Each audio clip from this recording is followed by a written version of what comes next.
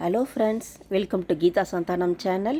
இந்த வீடியோவில் எல்லோருக்கும் பிடித்த பாசிப்பருப்பு லட்டு எப்படி பண்ணுறதுன்னு பார்க்கலாம். ஒரு பேனில் 3 கப்பு பாசிப்பருப்பு சேர்த்துக்கிறேன். எனக்கு 3 கப்பு பாசிப்பருப்புக்கு 70 லட்டு வந்தது. நீங்கள் 1 கப்பு சேர்த்துக்கோங்க. அதுக்கு தகுந்த மாதிரி சுகரை ஆட் பண்ணிக்கோங்க. ஸ்லோ ஃப்ளேம்லேயே நல்லா வறுத்துக்கோங்க. 5 ஏலக்காய் போட்டுக்கிறேன். இந்த மாதிரி கோல்டன் ப்ரௌனாக வரட்டும். நல்லா ஆற விட்டு மிக்சியில் பவுட்ரு பண்ணிக்கிறேன். நீங்கள் ஃப்ளோர் மில்லில் பவுட்ரு பண்ணால் கூட இன்னும் ஃபைனாக வரும், நல்லாயிருக்கும். பாசிப்பருப்பு பவுடரை நல்லா ஜெல்லிச்சுக்கோங்க. 3 கப்பு பாசிப்பருப்புக்கு 3 கப்பு சுகர் மிக்சியில் பவுட்ரு பண்ணிடலாம். 1 பிஞ்ச் சால்ட்.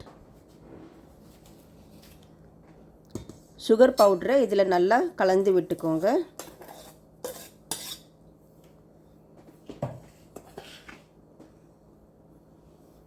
ஸ்கூலில் இருந்து வந்த பிள்ளைங்களுக்கு இந்த லட்டு கொடுத்தீங்கன்னா நல்லா எனர்ஜியாக இருப்பாங்க.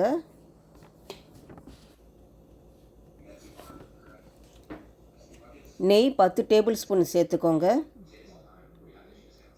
நான் 1/2 கப்பு முந்திரி சின்ன சின்ன உடைச்சி சேர்த்துக்கிறேன். உடைச்ச முந்திரி பருப்பு சேர்த்துக்கோங்க.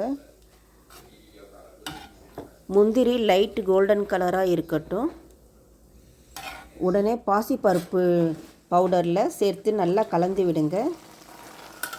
பிள்ளைங்க பெரியவங்க டெய்லி 1 லட்டு எடுத்தோம்னா புரோட்டீன் அதிகமாக கிடைக்கும், ஆரோக்கியமாகவும் இருக்கலாம்.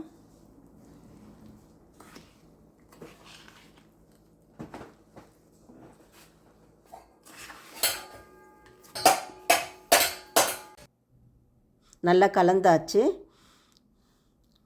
நமக்கு எந்த சைஸ் வேணுமோ அந்த சைஸில் லட்டு பிடிச்சிக்கலாம்.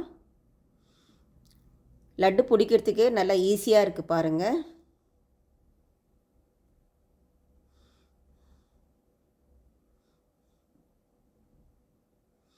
நம்ம மாதத்தில் ஒரு தடவையாவது இது மாதிரி நம்ம செஞ்சு உங்கள் ஃபேமிலி கொடுங்க.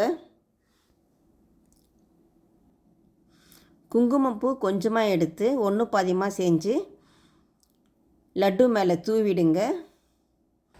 பார்க்குறதுக்கு நல்லா இருக்கும்.